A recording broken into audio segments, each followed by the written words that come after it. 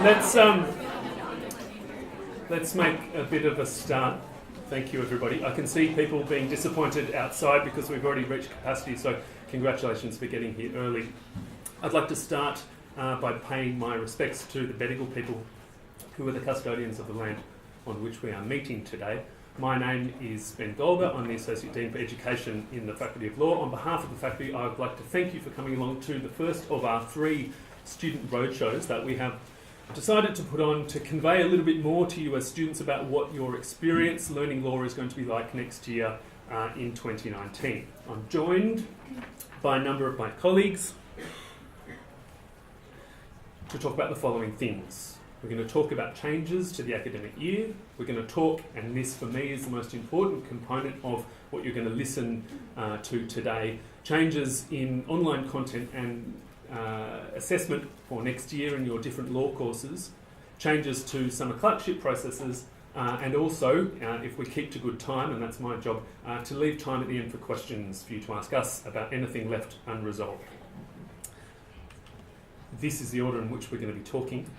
So I'm very grateful to be joined by a number of colleagues. Sophie Burrows from the 3+ team, she's the Student Engagement Manager. My colleague Andrew Lynch, who is the Head of School, and my colleagues Ros Dixon, Justine Nolan and Prue Vines, who are going to do little sessions pertaining to each of the 3 courses. I think, in fact, Justine might be talking about 2 of her courses, International Human Rights Law and Business and Human Rights. Ros Dixon will be talking to you about Federal Constitutional Law, and Prue Vines will be talking about changes to ILJ.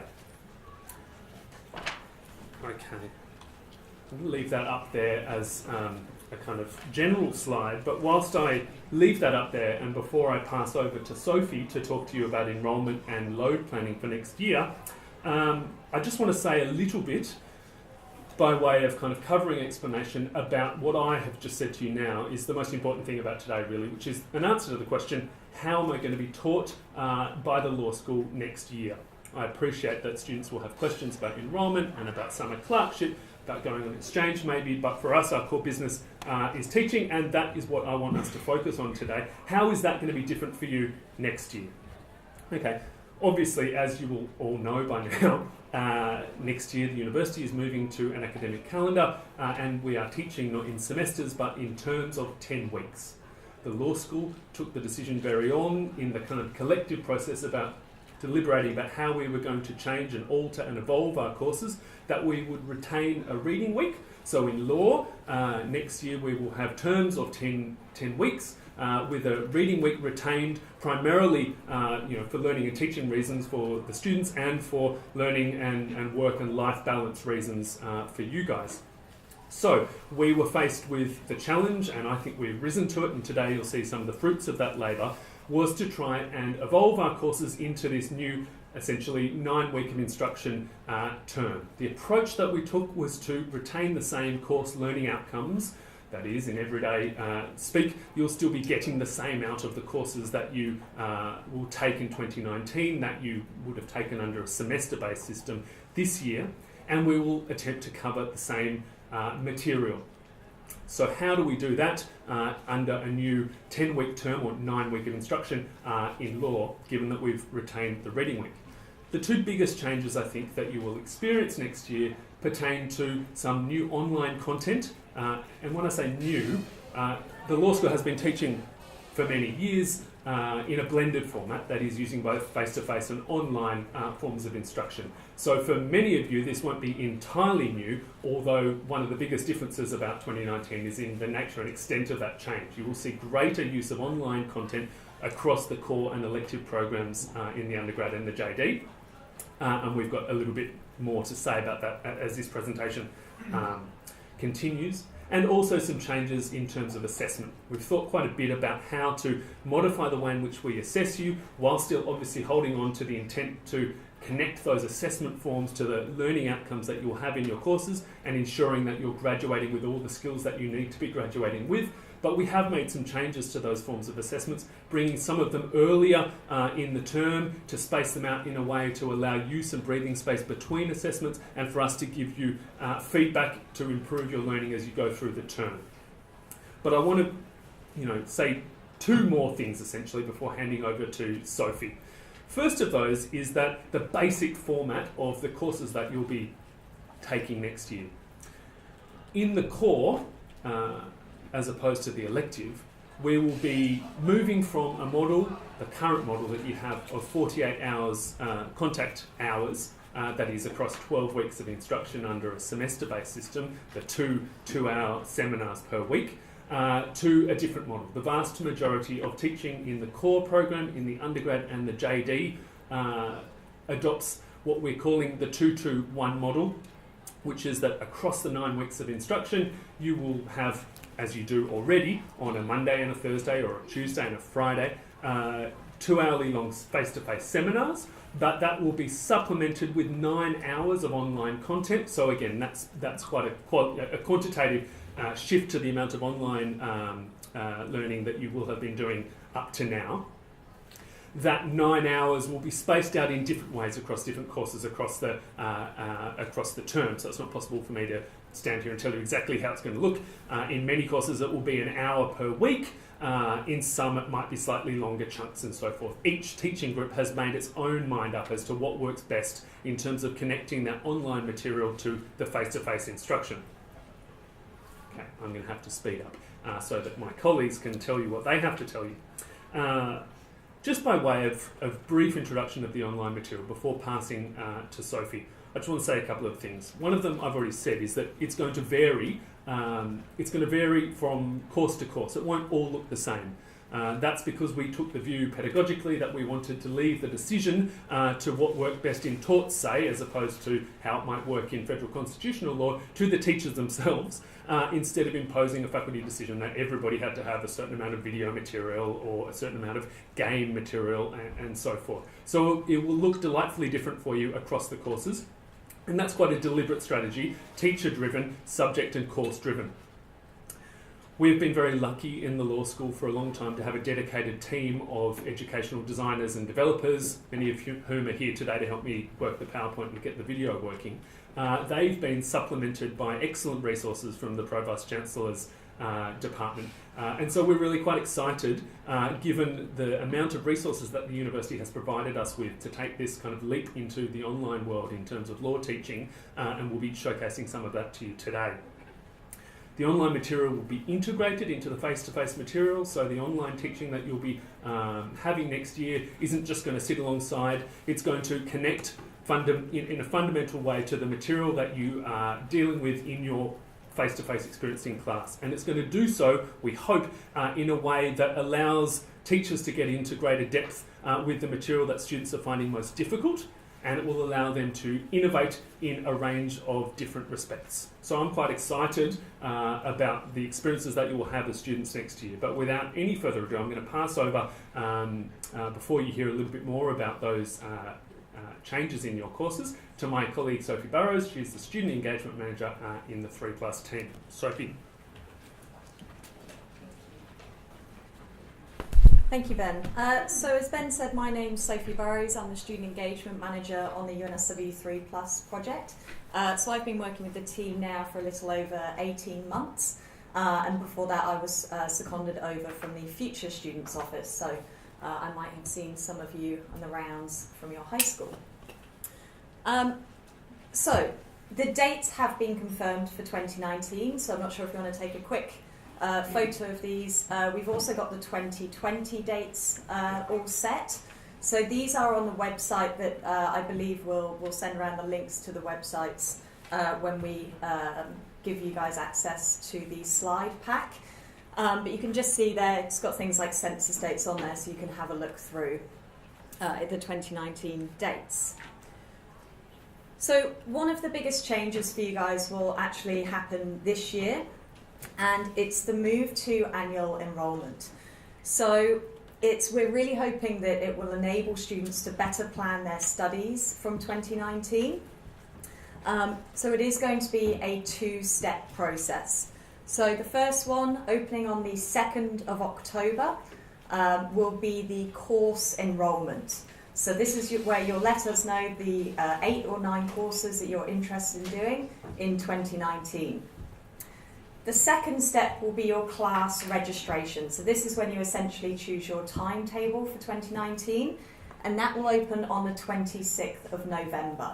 So there will still be the enrolment appointments that you have now. So there'll be the course enrolment appointments, and you'll also have class registration appointments. We are hoping to release the timetable hopefully sooner, but about 2 weeks before those class registrations open. So the 26th of November is when the class registrations will open up for term 1. Okay, so for the other terms, they'll open up approximately 8 to 10 weeks prior to that term. There will still be census dates. So the census dates will be the Sunday of week 4 of each of those 3 main terms. So term 1, term 2, and term 3. So in terms of your planning, we kind of need you to understand a bit more about what does full-time look like from 2019, what's a normal course load, etc., etc. So the normal study load will remain exactly the same as it is now, which is 8 courses spread over the 3 terms. So with that, if you're doing the 8 courses, it does mean that in one of the terms, and it is absolutely up to you which term you choose, you can have a lighter study load of just 2 courses. When we're talking about full-time, we are generally talking about the domestic cohort, and it's for things like Centrelink and your Opal concession, which is very important to most people, I've heard, that Opal concession. So in order to meet the minimum full-time load, it is 6 courses spread over the 3 terms with at least 1 enrolment in each of those terms. So as an example, if a student isn't enrolled in a term, it would be the same if you weren't enrolled in a semester at present. So we would expect that student to take program leave and they wouldn't be considered a student for that term. Then we go up to the maximum study load. So in terms of, for law students, the maximum will be 9 courses across the year. 9 courses across the 3 standard terms, term 1, term 2 and term 3. And that's the combination of 3 courses in each term. So we've just got some examples on that top row of how students can remain eligible for full-time status for the whole year. Okay, so in the first example, it's just the standard 8 courses spread over the 3 terms. And then we go down to the combinations of how students can remain eligible for full-time status using that combination of 6 courses spread over the 3 terms. So in that second example in the top row, a student can drop down to a single course in a term and be eligible for full-time status. So for some students, that's going to be a real advantage going forward. We also recognise, however, that some students may not need to study across the whole year, or they may not want to. So we will also have the ability for students to retain that full-time student status on a term-by-term basis. So if we are looking at a single term, students must meet the minimum requirement of 12 units of credit, so 2 courses. So if we look at these examples at the bottom here, the first example, the student has done 6 courses, but it's not spread across the 3 terms. They don't have an enrolment in term 3. So if this was the case, we would expect that the student has either completed the requirements of their degree or they should apply for program leave. In the second example, the student in term 1 and term 3, they have met the minimum term requirements of 12 units of credit, so they would be considered full-time for both that term 1 and term 3. In that middle term 2, where they don't have an enrolment, again, we would expect that they had taken program leave.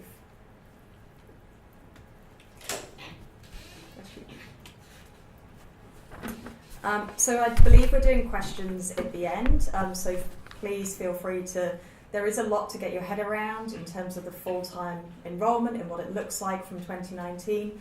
So we can either answer your questions today or you can always shoot me an email and I can help you go through it.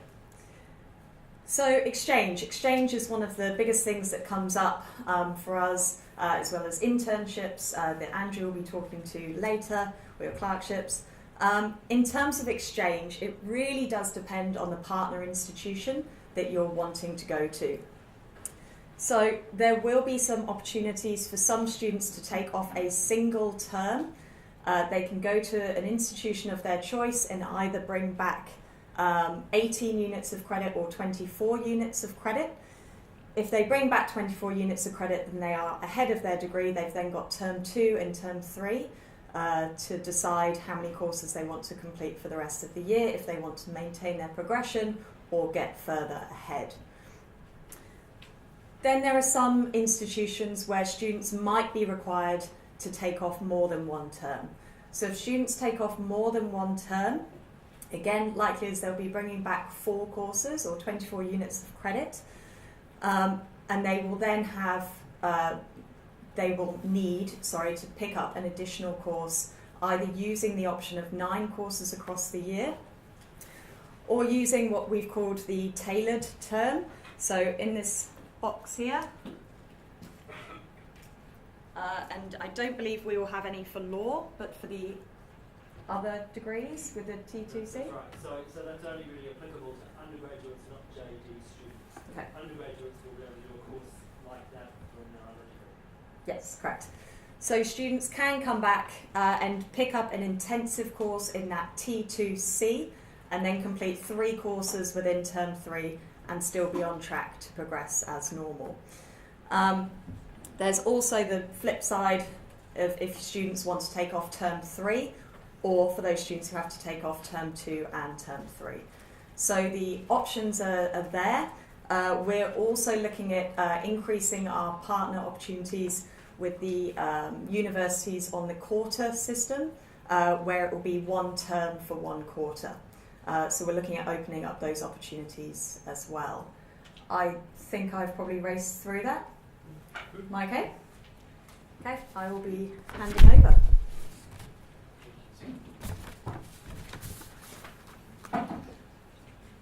Okay, now you are going to hear from Professor Ros Dixon to talk about federal constitutional law. Ros, thank you. So thank you, Ben, and thank you, Sophie. That's much more interesting than what you're going to be learning in a year's time. Our job, though, as academics, is just to give you a sense of the substance of how some of the courses are going to change. And I think to give you a sense that there's lots of exciting things coming down the pipeline in terms of intellectual content. So one of the things we've done with federal constitutional law, we've had all the teachers who teach into FedCon sit down together and say, how can we deepen students' knowledge and also take some of the hardest doctrinal areas and give more of a skeleton that you can go over. So some people find it really useful, the really hardest material, to be able to listen to it more than once. So we've picked some really difficult doctrinal areas to give you a basic framework which you can go over slowly or repeat. And then we've also taken some areas where we think, oh, they're so interesting and we don't spend enough time on them in class, and given you a really deep dive context. So it's both those kinds of issues that we've taken out for digital uplift. So the syllabus is going to look pretty similar. As Ben said, you'll have this 2-2 structure and then on average 1 hour a week. And the 1 hour will be either really interesting deep context or a framework for understanding a particularly difficult issue. The second thing that I think is exciting about this format is it's allowed us to go to sources that you wouldn't necessarily be able to use in a standard class, guest lectures, snippets of multimedia presentations that we can't embed in an ordinary seminar-based or interactive discussion, and to give you other ways of learning. So, one of the things we know about learning is we all learn differently, and we've tried to make sure that there are different ways of understanding the material that are embedded in this kind of virtual content that will appeal to people's different learning styles. So I think that's one of the very exciting parts of it. Thirdly, we've been very mindful in crafting this material of connecting it to assessment. So one of the things that sometimes we hear from you guys is, well, there's all this really interesting stuff you're doing, but how does it relate to the assessment? And the assessment is going to be similar in a core class like Federal Constitutional Law to major assessments plus class participation, but with some change in the timing and length of the first assessment in particular. So an earlier and slightly less onerous, shorter core first assessment task. But thinking through as well how we can create online content that helps you write an essay, for instance. That's one of the hard parts of the FedCon final assessment, looking across the class and the course material thematically. And for each module, and I know Justine is going to talk about this, we've given you not only material, we've given you questions through various platforms, most commonly Smart Sparrow platforms, to get you to think about the material. And we do it in a way that isn't just, have you listen, click now, but encouraging you to reflect across the course in a way that, again, is preparing you for the ability to answer questions that span the course. So, for a class like FedCon, we'll often say to you in the exam, talk about this quote in this case. And one of the ways we help you prepare for that is when we give you a specific case deep dive in the virtual material. In those Q&A at the end of each module, we invite you to reflect on, well, how does this case relate to the following 3 or 4 that you've been reading thus far?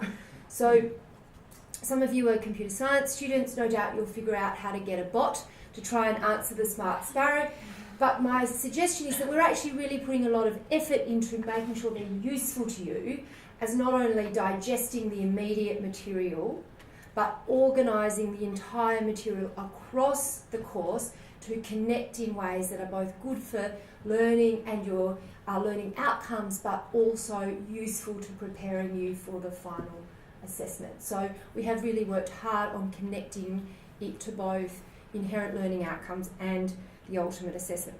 So just to give you a flavour, one of the modules that I've done so far for FedCon is to work up a small module on the Australian Capital Television case and nationwide news. Someone who's done FedCon, tell me what that case was about. Lauren, you've done FedCon? No? It was a long time ago. See if it's online, you could just click at this moment. It was the case that identified the implied freedom of political communication originally.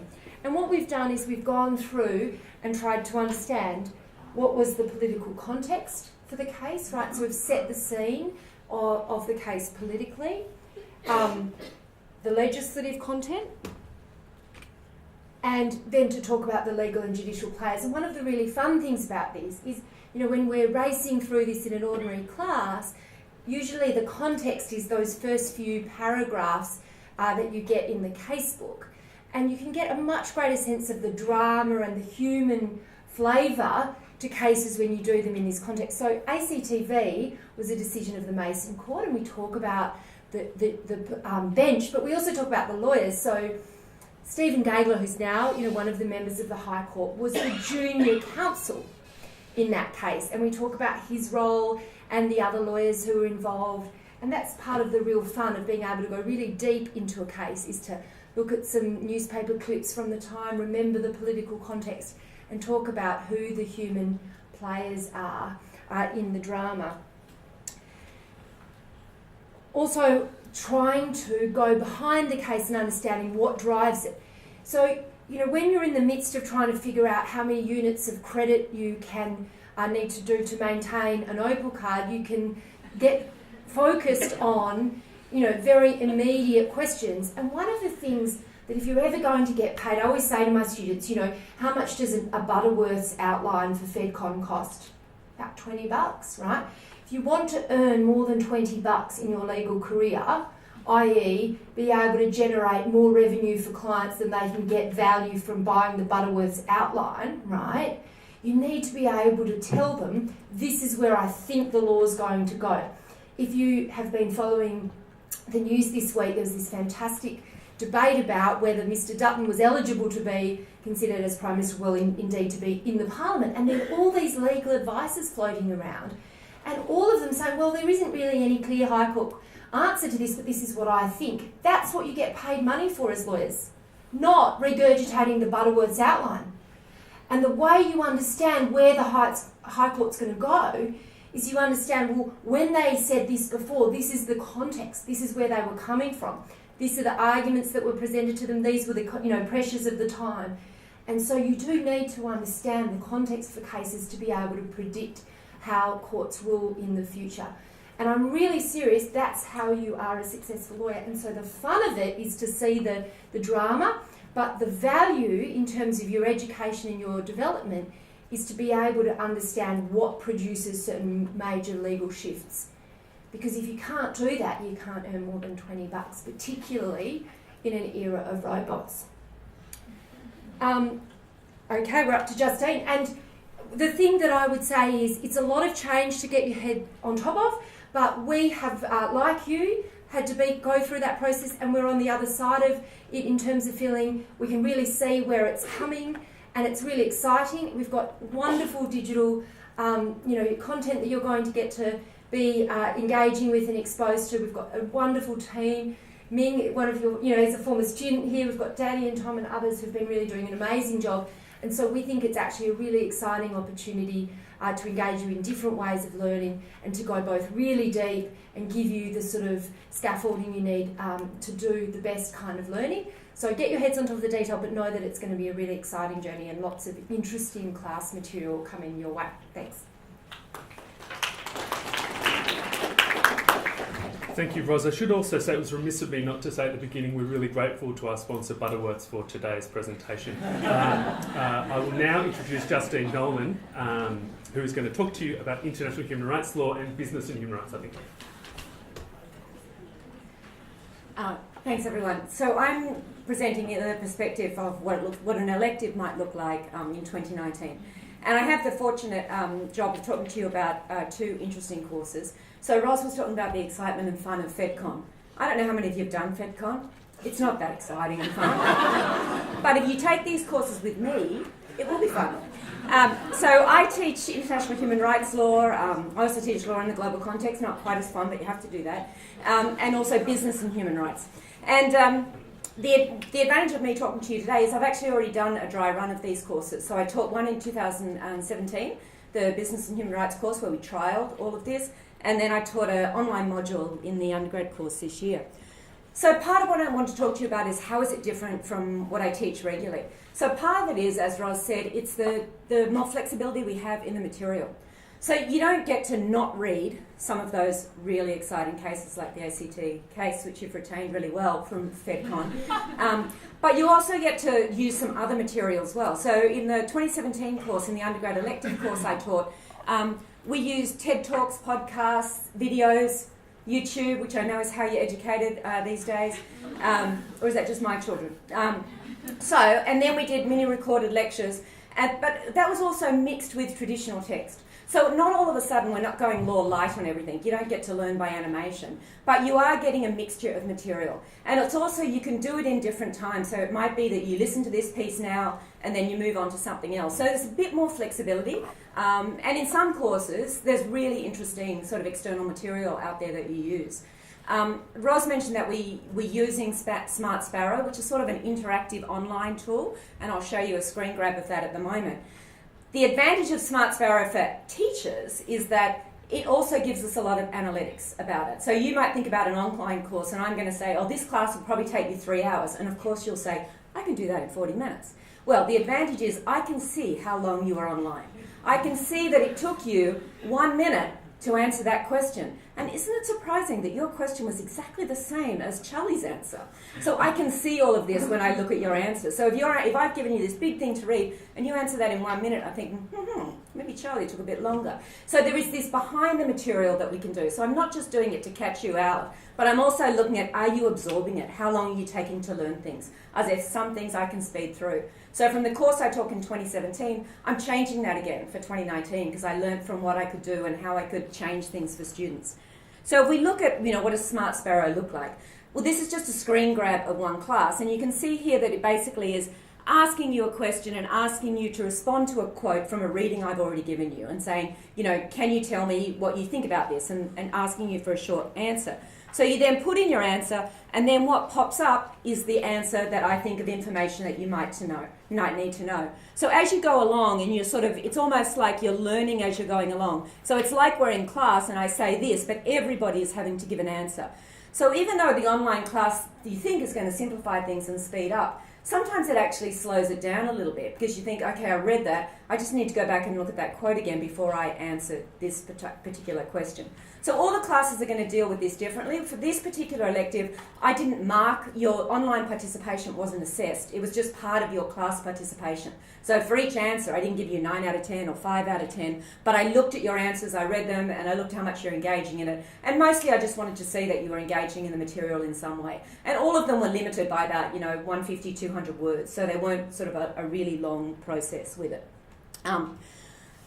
In terms of offering this class, what sort of things did I learn? So in this particular course, some courses, as Roz said, they might offer an hour a week online. With this course, what I've decided to do is do more a deep dive into a particular topic. So I might do one particular class, I did one class on social media and human rights. But that was essentially a 3-hour online class, so I allowed people a few weeks to do it. So rather than an hour each week, I said this class is available for these 3 weeks from this date. You can participate, finish it any time. You could do 5 minutes here, 20 minutes here, 30 minutes there. But you just have to get through it by the end of the 3 weeks, and then it goes offline. So the classes we're going to do, teachers will choose different ways. But this way I've decided to go sort of deep into certain areas and spread the classes out like that. How long do students need to complete the class? Well, I had students do, before I offered the class, I had a student do a trial run of the whole course. And then I had the students complete the classes. And it actually turned out that when they did the class in practice, it actually took them longer than I thought. And so then I had to cut back on some material as I was going along. So there may be an element of that in 2019, that as we go along, in part we're adapting to how it's working. But overall, the material allows you to do that. That's the beauty of these types of classes. And as I've said, it also helps me keep track of things online. So if there are particular things that you don't understand, and you might email me and say, I don't get this question, a lot of the time I could then go and look at what answer you provide, see where you were on track, and then we can engage in a conversation. Part of it in this business and human rights course, I also ran an online sort of Moodle forum each week where students could make comments or just general comments or pose questions, and both students and I could answer and get involved in those type of things. Then, how did the class go overall? Well, of course, I've given you all the positive comments because I'm not going to give you all the negative ones because there weren't any. There was one. The one said that they took much longer than I thought. That's because they all thought they could do the class in half an hour. So you can see there that part of what students really liked about these courses that I offered was the mix of material and the ability to be a bit more flexible in their learning. So for some students, particularly some international students, they really appreciated the opportunity to go over the videos again, to listen to the lecturer. So in each class there was sort of a mini lecture I gave. And sometimes they appreciated to be able to go back and forth between the materials. But most students commented that that was an advantage. They also had a lot of, it's human rights and social media, so there's a lot of interesting material out there. Maybe not like FedCon, but not as interesting as that, but it still is interesting nevertheless. And you can see there that in this sort of class we can use videos and podcasts a bit, but there are still traditional texts. So we're still using text material, we're still reading case law, but we're just engaging in it in a different way. And some classes may also use some sort of online forums and debates. So it's not like what you're learning is going to change. It's just thinking a bit more flexibly about how you're learning, being fairly adaptive. But the experiences overall from the students were really positive. But it's also that, some of them made definite comments about we needed more time, needed to be spread over a longer period, it was too dense. So all of this, we're feeding into this really sort of intensive faculty process. As Ross said, all of the groups are getting together to think about how we structure these courses. We've been doing this for over a year now, where we've been having sort of constant learning and teaching seminars about how we do it well. We're studying how other people do it well. So we're not getting to 2019 and thinking, here you go, just read this and then you're done, or just watch this movie and you're fine.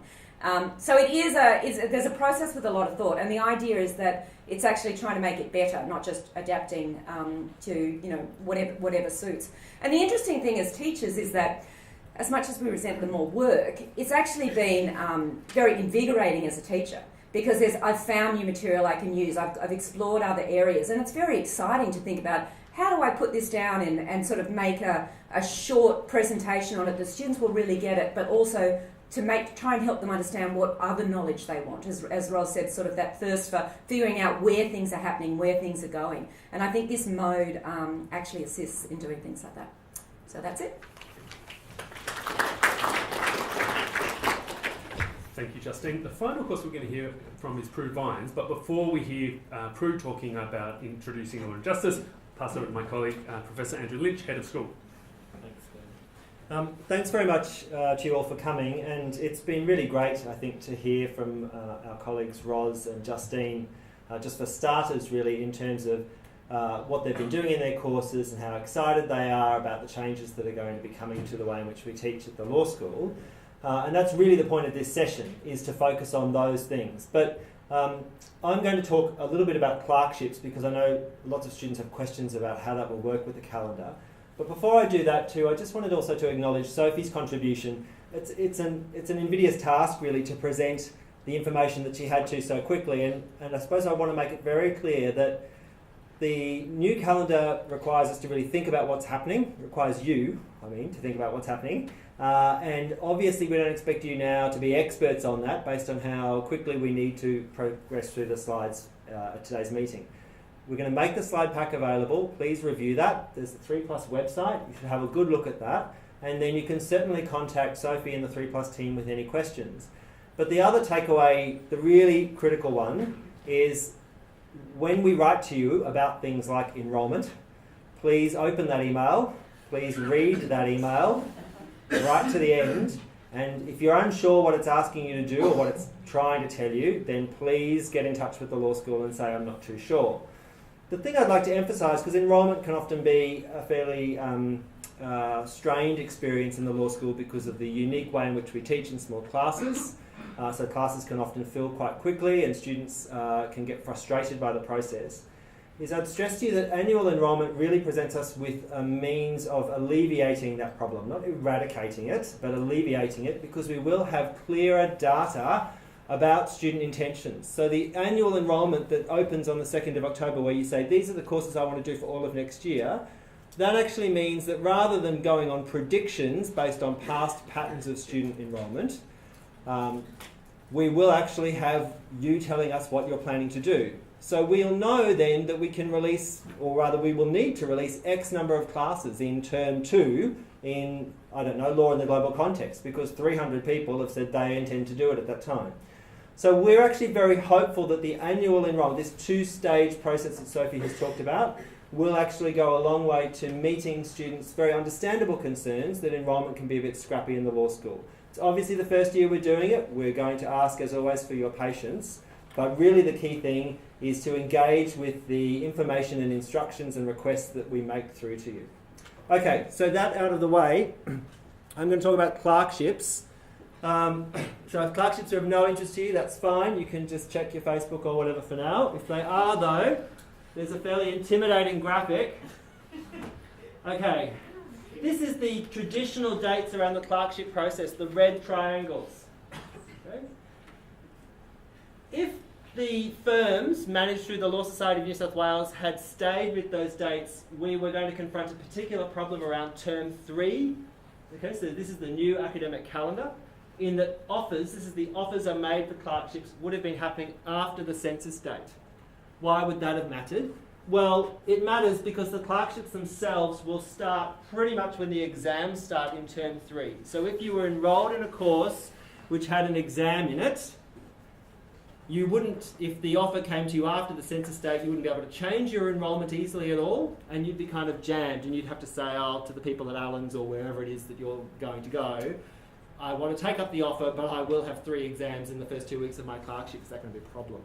So in order to avoid that, Sophie and her colleagues and I put enormous amounts of effort into moving this triangle. It's an insignificant graphic to describe the human labour and schmoozing that had to occur, so that they have agreed to make the offers earlier. So the offers now come out to clerks, for students as clerkships, in the middle of week 1, okay, which is well in time for the census date. So if you are fortunate enough to receive a clerkship, if that's what you've sought, then you can say, well, hang on, okay, I've got this offer, that's great, I want to take it up. Will I be free to start work as a clerk most of them are started on the 25th of November. Oh, actually I'm enrolled in courses which will have formal exams, that's going to be a problem. Okay, so that means that people can change their enrolment. So it's been great if the firms have been very supportive of ensuring that they get UNSW students to apply for clerkships. Us in Sydney are the mainstay of this program. Okay, so they were very keen to accommodate the new calendar. And if you do need to change your enrol, so I suppose our basic advice is enrol for term 3 based on your areas of interest. Okay, choose the electives that you are interested in. Okay, but you may then have to change. Okay, and if you have to change because you receive a clerkship, so you won't be able to be here to do any formal exams if that's something you have in an elective, you need to make sure that the course you have, all the classes will be finished in time to start the clerkship, and you'll be able to complete the assessment with no bother. Now, to make that even easier for you, what we are doing is ensuring that we run a number of intensive electives which start in week 2. Why are we starting them in week 2? Well, that way you don't miss a class if you have to move into such a course. So you're not behind at all. Okay? So I wouldn't say we've thought of everything, but we've thought of a lot. Okay? So the way of the intensive courses, and there's a good number of them across a spread of the family of courses in the program, means that if you say, well, I now need to shift out of this course I was going to do because I've got a clerkship and that's great, but I can't persist with this particular course, there's one that you will be able to move into. Thanks. And it hasn't even started yet, okay? So that timing should work out okay. Now, in the slide pack, I've detailed that. That's all, everything I've just said is under that heading. How will it work? That's pretty much it, okay? So you could do one of those intensive courses, or you could just do another elective, which just doesn't happen to have an exam, and there'll be plenty of those, and you might run the full length of the term, okay?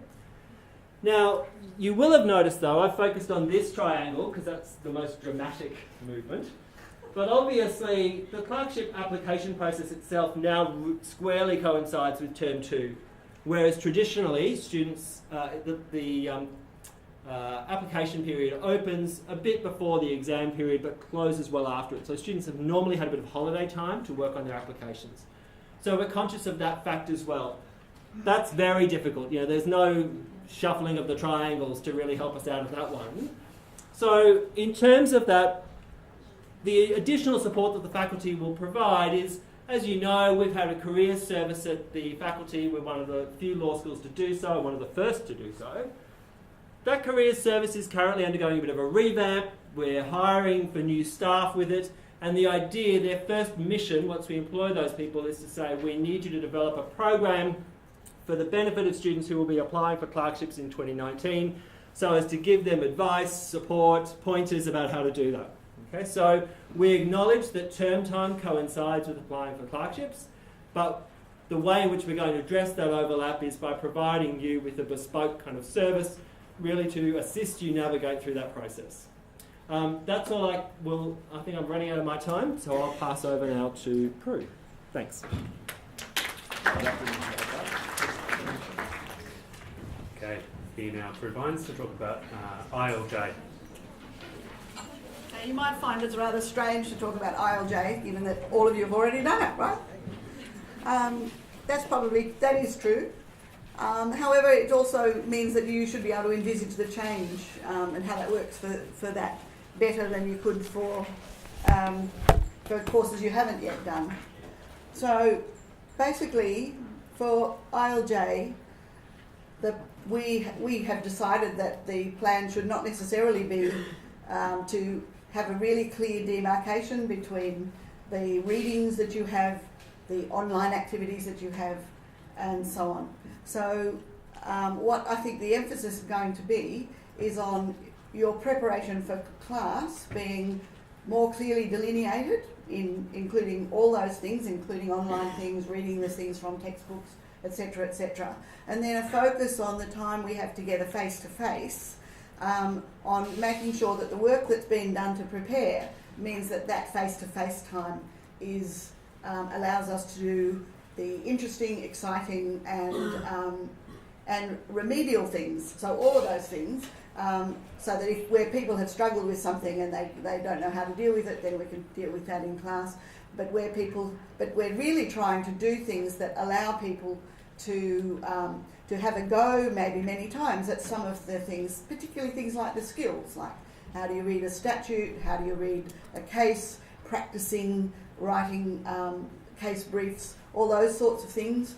We've got we have used Smart Sparrow and mini lectures and little videos and things like that to try and take you through those things so that you can choose the pace at which you do that.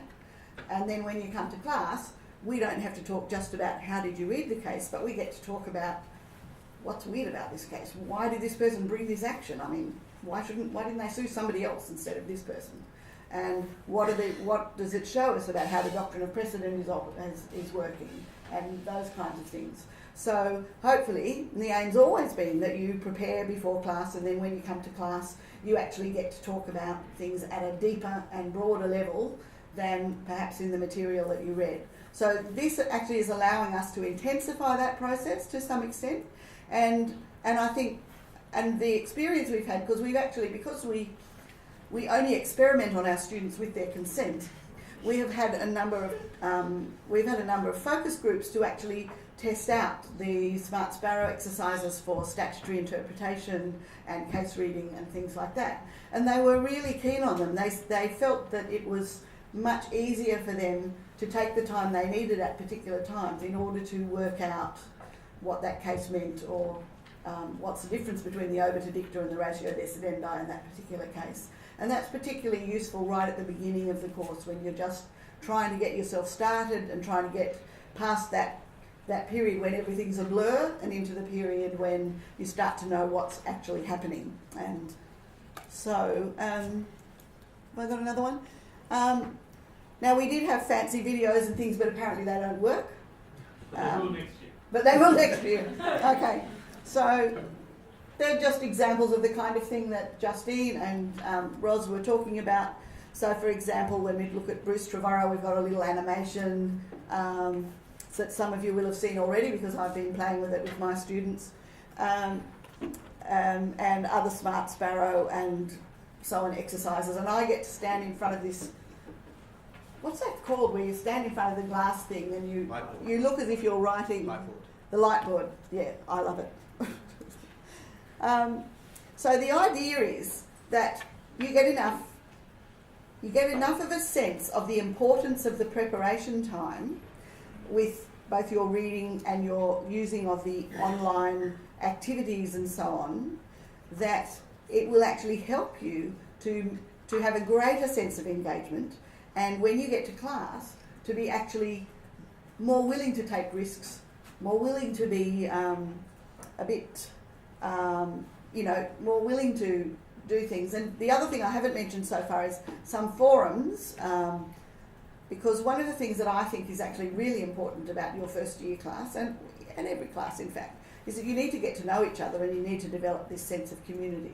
So we're actually trying to incorporate that into the online exercises as well, so that you, as I have promised many a first year class, will be able to share the same nursing home with each other when you're in your 80s, as Gough Whitlam, Lawrence Street, and Neville Rand did. There's a precedent there. Have I finished my time? I think I have. That's fantastic.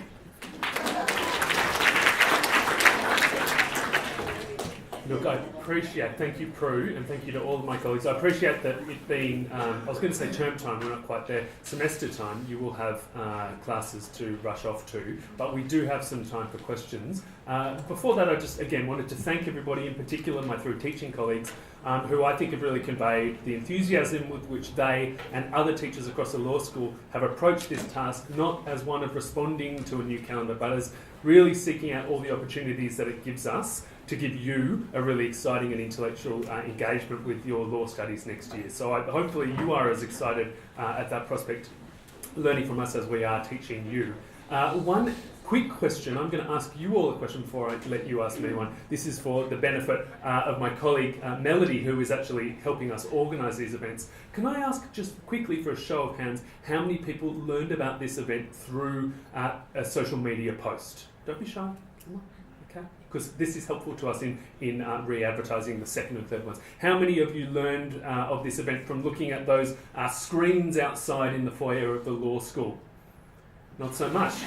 We'll get rid of the screens. Excellent. I don't like them either. How many from receiving an email from the university? Hey, there we go. That's what I was looking for. Thank you very much.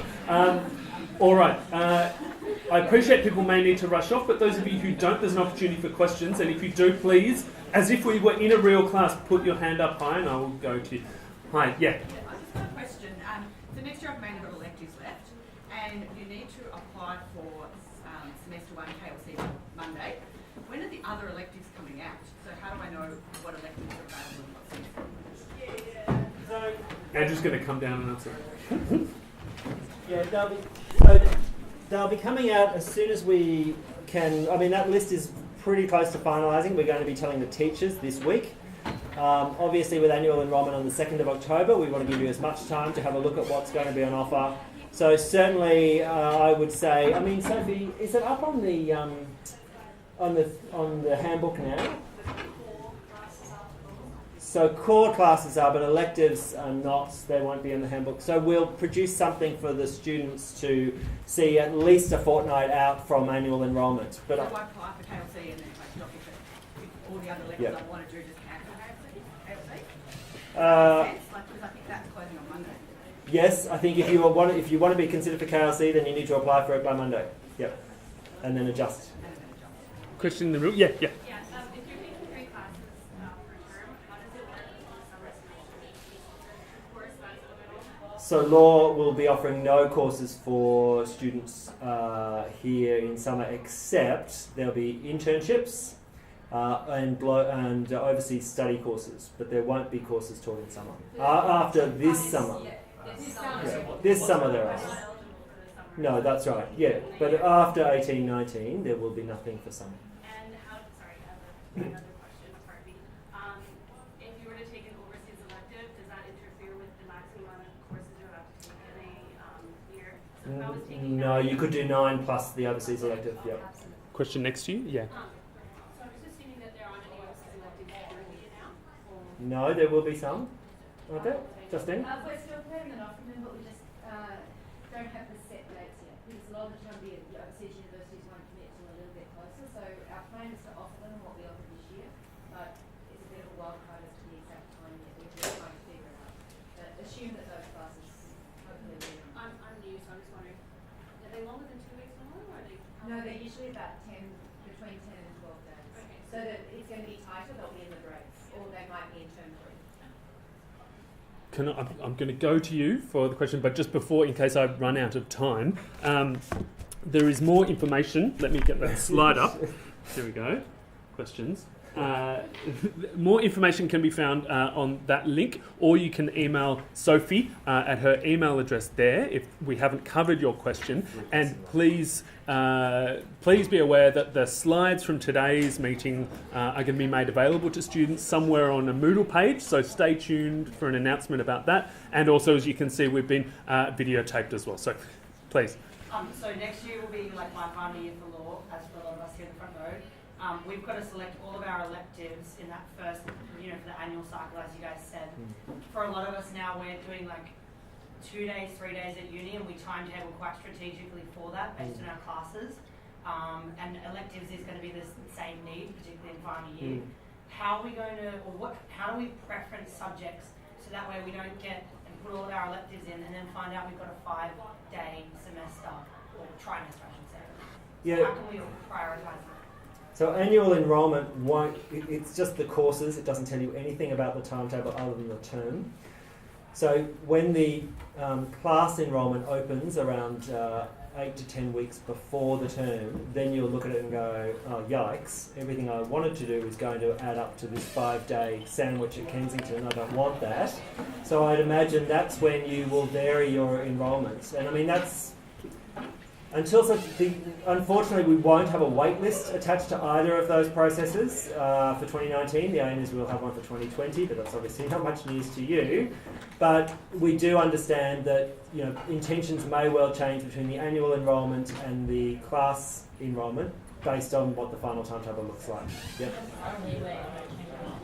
Well, you're totally entitled to change. It'll be, the capacity to manage that change. We're just hoping that the herd moves in a nice circular direction and doesn't all flock to an area that then is oversubscribed.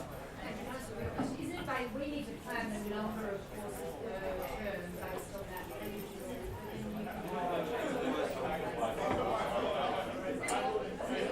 No, I don't think so. Because like, let's say I gave you my 9 subjects for the next year.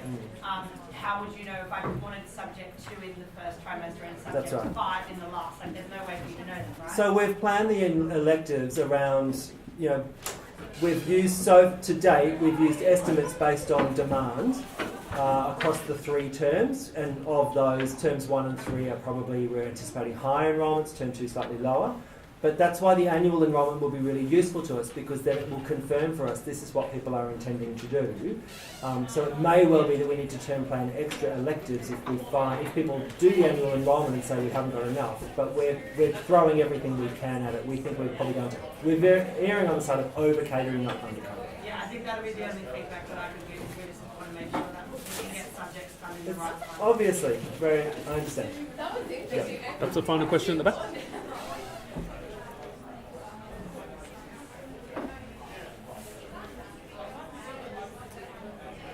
It's up. On the handbook. And And there'll be a link on that website as well. And enrolment opens for that in November, doesn't it, Sophie? It'll be in October. Straight after the annual enrolment? Yes. But we'll keep you updated with all of those dates. Yeah. Okay. All right. Thank you, everybody. As I said, please send through any questions. And if you were really interested in today's session, you can always come along to the second one, 12th of September. Thanks, everybody.